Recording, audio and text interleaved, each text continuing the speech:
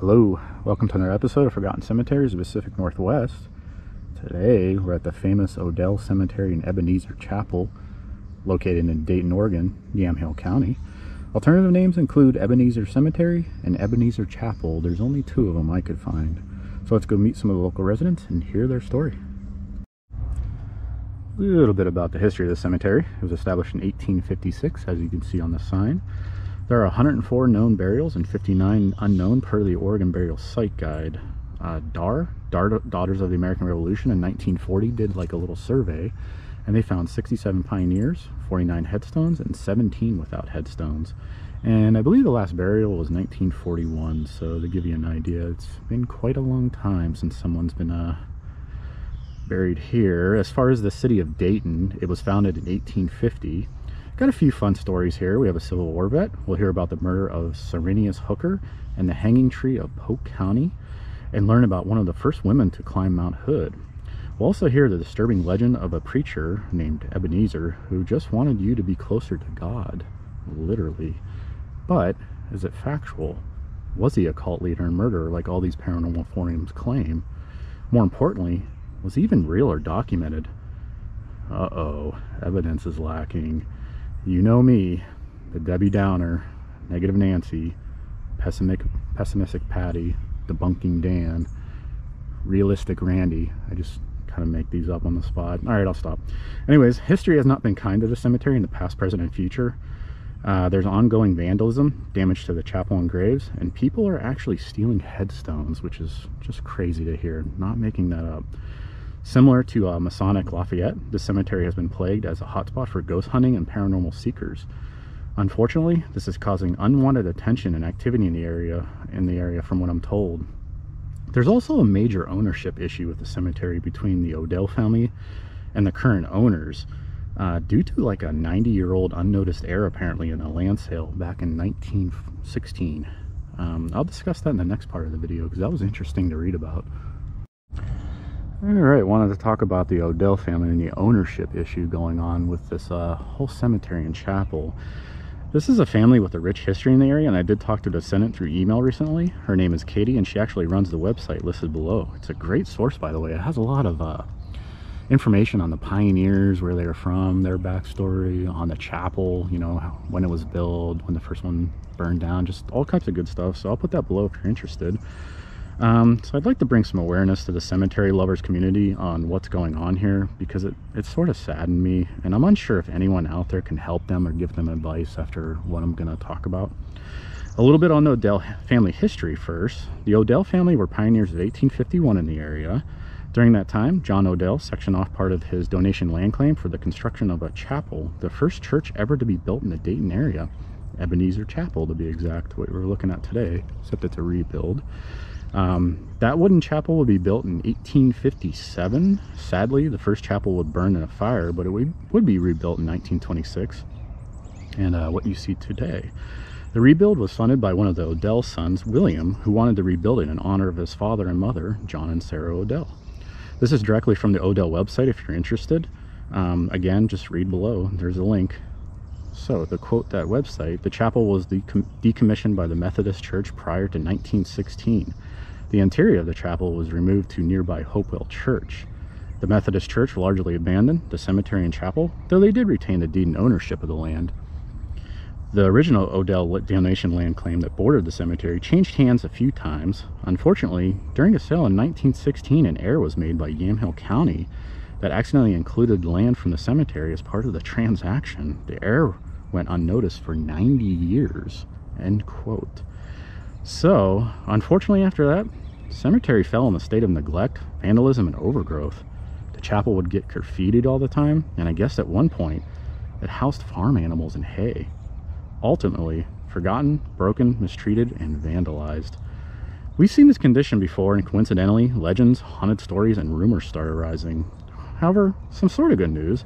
I read in 2005 the Methodist Church signed the deed of the cemetery and chapel to return ownership and care to the Odell family, so that was kind of cool. But however, the problem is apparently that Yamhill County won't issue a tax ID to the property until the owner of the adjacent Odell donation land claim agrees an error was made, I guess.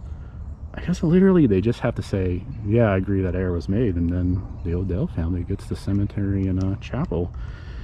But for some reason, the previous and current landowner are opposed to it.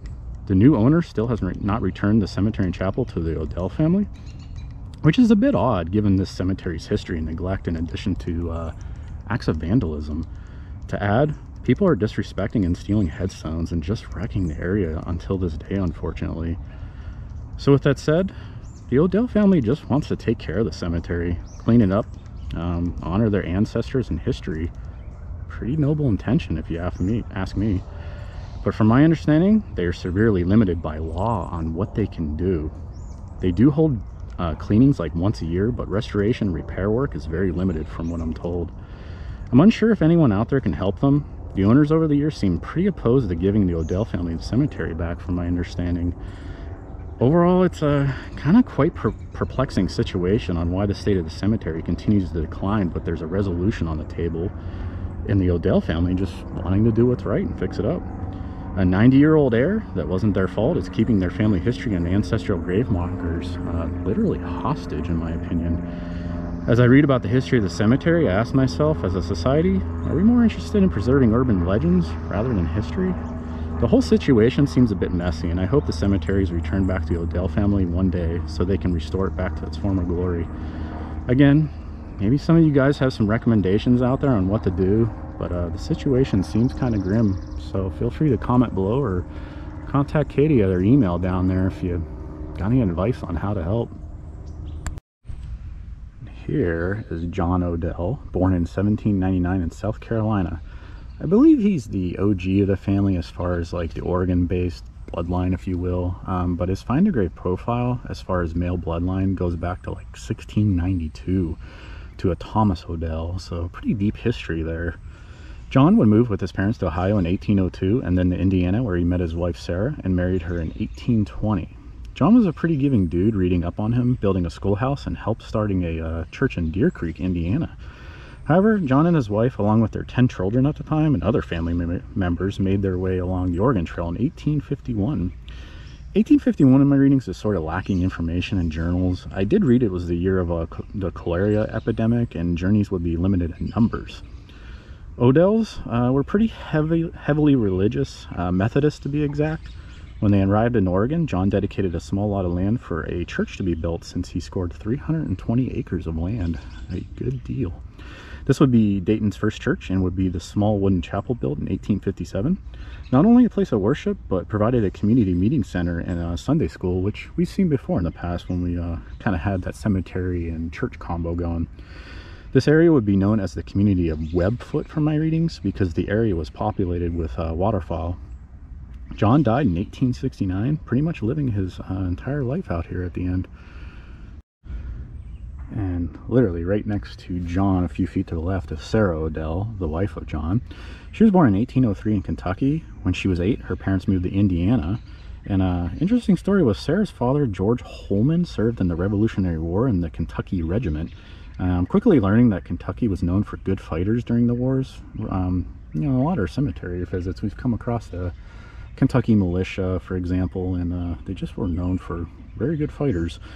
Her father was a prisoner of war at one time as well, being captured by the Indians, and wasn't released until 3.5 years later. So luckily he survived that event. As mentioned, she would marry John in 1820 at the age of 16. Bit of useless information. I read that she rode a horse all the way from Indiana to Oregon named Old Fly. And speaking of horses, and I'm sure all you horse fans will like this, the oldest documented horse to ever live was Old Billy, born in 1760 and died in 1822 at the age of 62. If you're interested, you can visit the Manchester Museum in England and see Old Billy's skull, apparently. Someone out there will enjoy that factoid. I know it. Anyways, Sarah and John would have several children, and many were involved with helping Oregon form as a state. Their son, William Holdman Odell, was pretty successful, serving in the state government. He also owned and published the Salem Statesman Journal newspaper from my readings. He would leave funds for the Ebenezer Chapel to burnt down to be rebuilt in honor of his parents, John and Sarah, in 1927. Because it looks like William died in the year 1922, so someone out there saw it through, luckily. He was a pretty successful individual, and maybe one day we'll visit Lee Mission Cemetery where William is buried. And what I believe is our only Civil War vet in the cemetery is William J Carpenter. Middle name is Joseph. He was born in Delaware, Ohio in 1845. He enlisted in the 1861 Illinois Infantry and re-enlisted in 1863 in Company L, 17th Illinois Cavalry. Didn't realize at the time, but based on the first date, he would be 16 when he enlisted.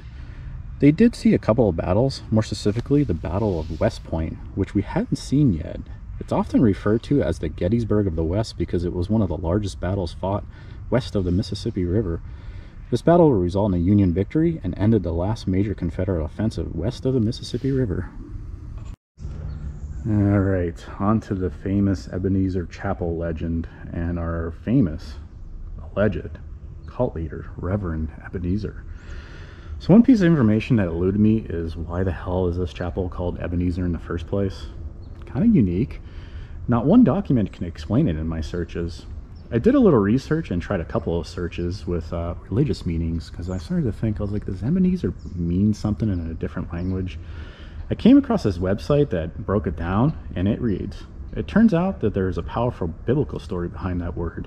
The term Ebenezer comes from the Old Testament book 1 of Samuel. It's a Hebrew word, and its origin is explained to us in 1 Samuel 7:12, assuming that's a verse. The Philistines attacked the nation of Israel, but God gave his people victory over their enemies.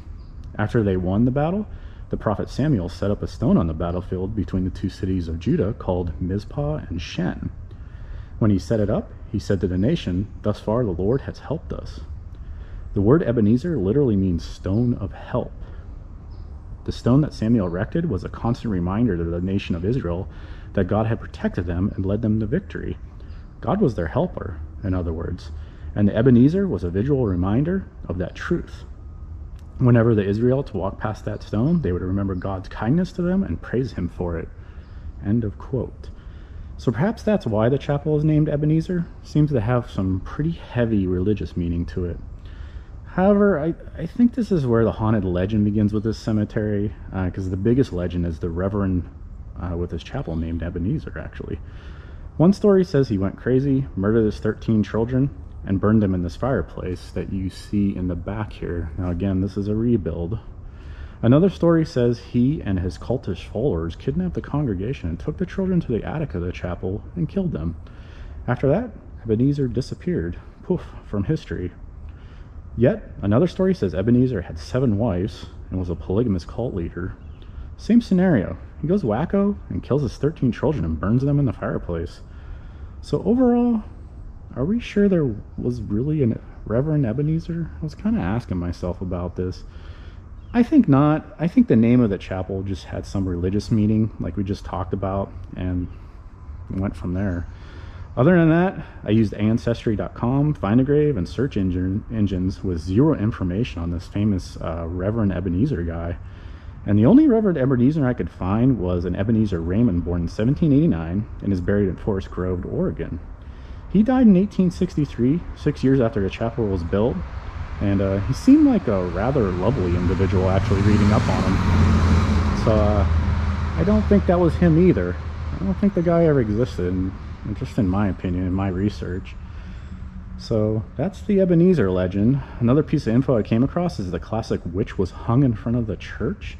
I couldn't find anything on that claim, and we saw with the Lafayette witch story, there was no backbone to it, just passed on legends with no documentation of the event. And you know, it kind of made me think about the Salem witch trials. Look at how much documented information there was of that, and there's no documented evidence of a witch being hung here. Sorry to be a Debbie Downer again. Honestly, I'm starting to think every cemetery in Yamhill County is haunted by a witch in my research. No offense to the Yamhill people out there. Another story is that someone was killed in a car accident on the road just in front of the cemetery and wasn't helped. I guess they are said to haunt the grounds as well. Couldn't find any evidence of that car accident. We got other popular sights of orbs, ghosts, spirits, and visitors have reported hearing voices inside the chapel along with scratching noises. And I did see a bunch of woodpeckers around. Maybe they're hearing that. One person even stated that a demon lurks in the cemetery, so better call Zach Baggins. So overall, my personal opinion is that it's similar to Sunset Pioneer Cemetery and Masonic Lafayette. We saw based on history, they were both neglected, overgrown, and therefore must be haunted for sure. And due to these symptoms, legends are instantly arise with zero backbone or documentation on these claims. To me, Ebenezer is just another cemetery with an unfortunate history due to neglect, vandalism, and that fatal error made in 1916 with the purchase of the land that led to its demise. I always enjoy bringing my wife out to these cemeteries because she likes to venture off. We go out to these cemeteries in the middle of nowhere, and then I stop one of my little highlight videos and I look around. I'm like, huh, I wonder where she is, and I have to go venture off and find her. It's like bringing a kid. Anyways, we have Samuel Angel here, born in 1818 in Indiana. Samuel actually arrived in Oregon in 1849 before the Odell family even came out here. They were his legal guardians actually as well. 1849 was a rough year of disease, Indian attacks, XYZ from my readings. In addition, Samuel was one of the few wagon train travelers that veer off to Oregon for a better life. From my understanding, everyone was kind of headed to California, so a few brave souls came out here. He is listed as one of, actually he's listed as the oldest headstone in the cemetery and the earliest death. But allegedly, I did come across a woman named Cassia Simpson Kimsley, is listed as dying on the Oregon Trail in 1846, and is listed on Find a Grave as being connected to the cemetery somehow, so that was a little confusing. More confusingly, it says she's possibly buried in Polk County, which is pretty close to Yamhill County in a sense. I wouldn't say super close, but kind of close. Her parents did settle in Yamhill County at first, so maybe she's just listed just for the hell of it so family members could find her, but I'm not sure in the Find a Grave format. That was kind of confusing. To add, Cassia's husband is still labeled as undetermined, as nobody really knows where he is buried here. Back to Samuel. He is well known for signing petitions for the pardon of Enoch Smith. I dove down a rabbit hole of a murder of a man named Cyrenius Hooker. Check out Cyrenius's headstone. It's very old school, and unfortunately I think that cemetery is on private property. I was like getting really interested in that story, so I think we just have to talk about it here. So in 1852 there was the murder of Cyrenius. During this time there was a series of break-ins in the neighborhood of Cyrenius, who was well known to be a wealthy man. Basically what happened was a man named Return Everman stole a prize watch from Cyrenius's home. Everman would be seen lurking around Cyrenius's house, so he was becoming very suspicious of Everman and denounced him as the one who stole his prize watch. So during this time frame, a man named Enoch Smith rides into town, and him and Cyrenius, they don't like each other. So Enoch Smith hears about Everman's problems with Cyrenius and casually mentions, hey, if you murder Cyrenius, I'll give you $250 under the table. And by the way, this is like an open conversation in front of other men, no secrets. I mean, apparently there was witnesses galore. There was supposed to be this trip to California at one point, and I can only assume the gold rush, and Everman notices Cyrenius riding past him back to his farm. Witnesses say Everman borrowed a double-barrel shotgun and said something along the lines, "I'll be back," so I'm sure you know what's coming. Everman would travel to Cyrenius's farm, hide, and shoot Cyrenius in the back. As Cyrenius lay dying, he begged for his life and he'd forgive Everman for stealing his watch. Everman is quoted when he got interviewed as saying, "I'd figured I just finished the job, I was so deep in." So he took a revolver and shot Cyrenius in the head, killing him. Everman returned to the Gold Rush traveling crew and stated specifically to Enoch Smith, "The deed's been done." Enoch apparently was giddy as a schoolgirl and paid Everman. Again, this is like kind of in front of everyone. So I couldn't get access to the rest of the article, but a Find a Grave profile states that the posse hunted Everman down, arrested him, and hung him from a tree in Polk County. Apparently this tree was nicknamed the Hanging Tree in Rickrell, Polk County. In fact, there were 3 hanging trees in Oregon: Salem, Dallas, and Lafayette. And if you remember the story from Missing on Lafayette, we learned about, what's his name, Richard Maple, who was hung. And check out that video. That's a good one, in my opinion, that I did. Rather proud of that one. So back to the story. No grave can be found for Return Everman, the man who was hanged. And that guy, Enoch Smith, found his obituary. Died of a gunshot wound in 1877. It's unclear if the wound was intentional or accidental. A little curious. Alright, I found the Covert family, which I think is the second biggest family in this cemetery.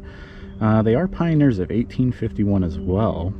Not a whole lot on the family I could really find, but I did come across some info on Abram Covert. His mother died when he was 10 years old, and he was sent off to live with another family. Only problem was, he was apparently bound to work until the age of 20, so that kind of sucked. When he hit 20, I guess the family gave him a suitcase and $100, and they said, well, see you later, get out. From there, he moved to Deer Creek, where he met none other than John Odell. He also met an 18-year-old girl at the time named Martha Ann Odell, who would be his future wife. So life was working out for Abram. Got a job, got a girl, life was good. In 1851, John Odell said, hey, we're going to Oregon, you coming? And the Coverts would join up on the move. I did read that Abram and his wife Martha donated land for a Webfoot church and schoolhouse to be built in 1878. However, some neighborhood brats apparently burned it down, these little kids. They would rebuild the church via a famous pioneer woman in the area named Mary Gilkey, who collected door-to-door donations for the rebuild. Interesting factoid on Mary, when I looked her up, and I'm about 99% sure it's her. In 1867, Mary, along with Fanny Case, were the first women to ascend Mount Hood, the tallest peak in Oregon.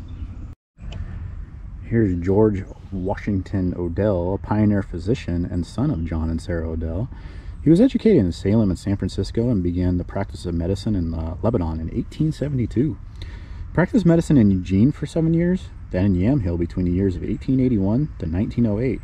He's also a member of the Masonic fraternity. He would move to Dayton in 1879 due to an illness, but continued to provide care when he could. Even though he was sick, he still took care of people. George would die on Christmas Day in 1921.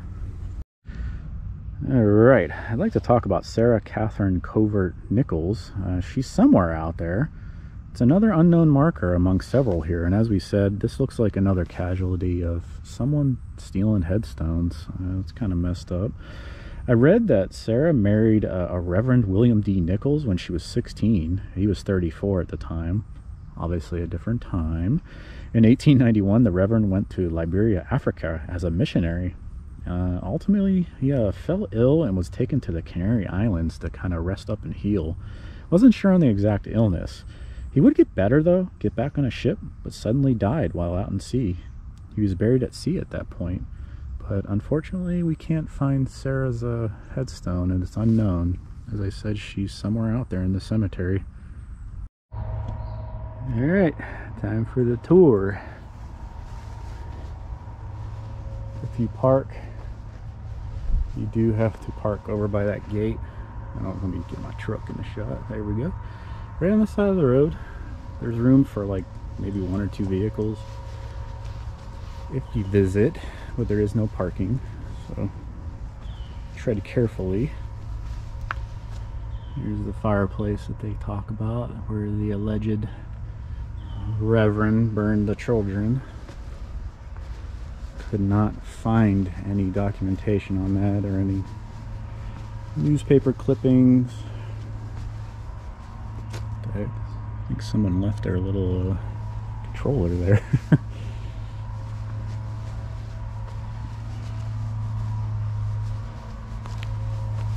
See, it's a pretty quiet cemetery overall. It is out in farm country.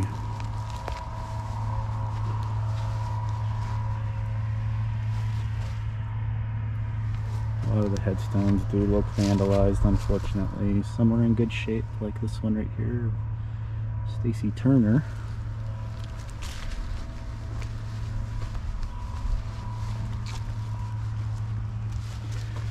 Who's this? I'm having a tough time reading that. Oh, it's a covert. A lot of coverts here. Like I said, they were. Appears that they moved with the Odells in 1851 to come out here. And there's our Civil War guy. I believe the only Civil War vet here.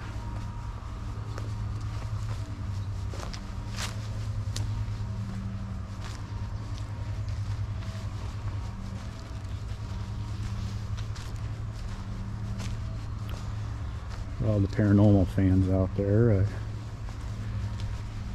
yet again have not experienced anything. I will say that it has a certain stillness to it, I'd say. I don't know how to describe that.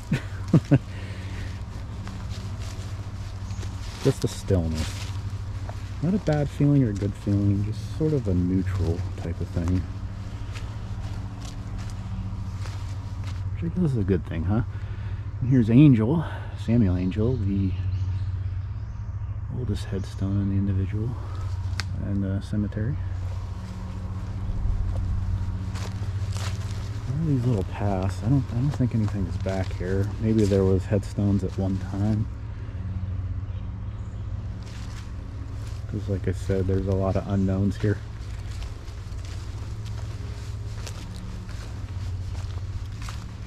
I will look after the tour. Maybe I'll discover something.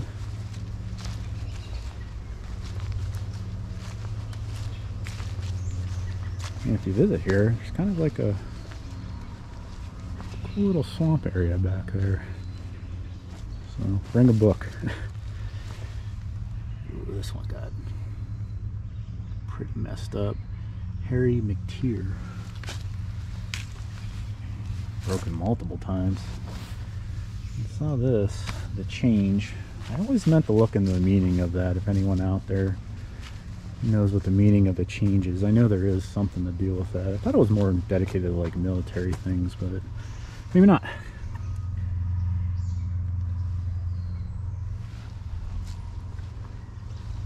This is probably the coolest headstone in the cemetery of Abraham Coovert. We talked about him.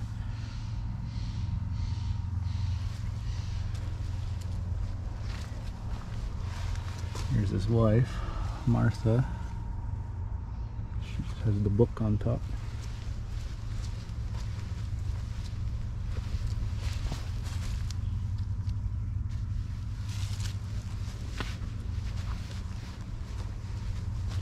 Be careful if you do visit, because once in a while I do see like little mini headstones like that.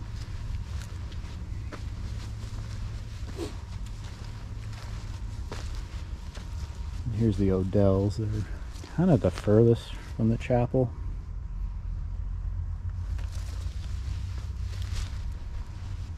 And Sarah and John can be found here. Sarah on the left, John on the right.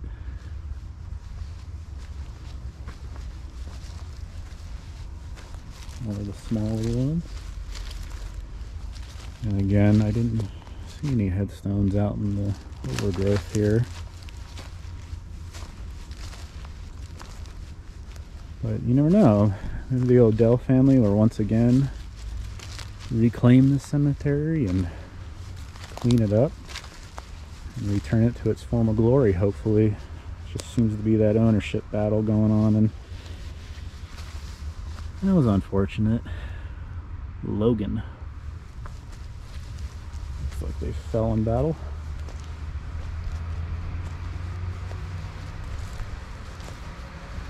What do we have here? Louisa Jones? Oh, wife of something, last name Jones. Wow.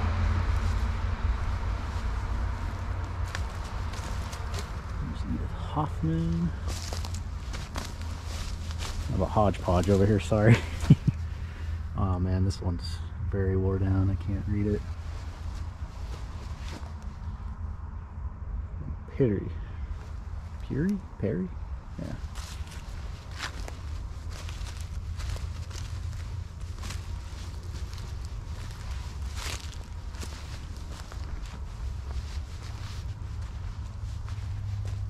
And another covert.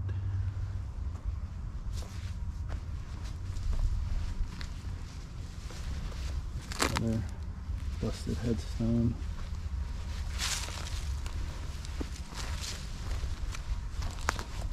And yeah, my report wasn't kidding. I think we can identify this has a little dip in it, like one of those cylinder style headstones used to be there.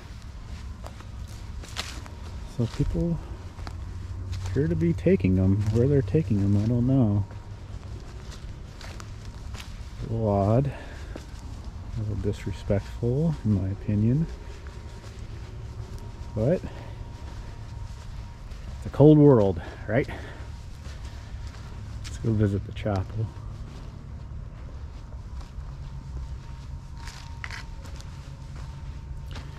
No, the chapel you cannot go inside, obviously, per the private property no trespassing sign. This is the rebuild. There is a camera in the ceiling, but I don't know about that camera. I think that's meant to just scare people off, but I remember installing those like in college way back in the day, and what you do is I think you get like AA batteries and you put them into the camera so the little LED light kind of flashes to give the illusion that it's on. So in other words, no, I don't think it's a real camera.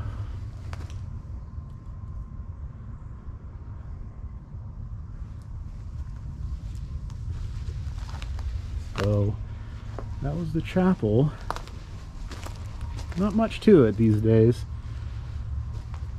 Like I said, the report said that at one point animals were housed in there with hay, and it was unfortunate because it's supposed to be a dedication to John and Sarah. But as we can see now, not so much these days. It's a little, I don't know, saddening, I guess would be the word, just reading up on the story. So you never know, things could always turn around for this cemetery, but for now